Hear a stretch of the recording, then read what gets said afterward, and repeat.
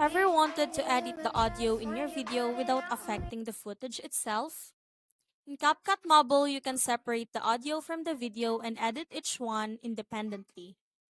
To get started, open your project and select the video clip you want to work with. Next, tap on the clip in the timeline to reveal the editing tools. Swipe through the options until you find Extract Audio or Detach Audio. Tap it and CapCut will instantly create a separate audio layer beneath your video clip.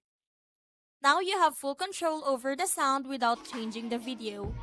You can lower the voice, trim sections, remove background noise, add fade effects, or even replace the original audio with music or a voiceover.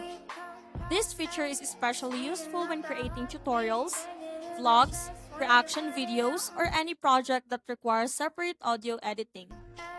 Once you're done, review the project to make sure everything sounds right. And that's how to separate the audio from a video layer in CapCut Mobile.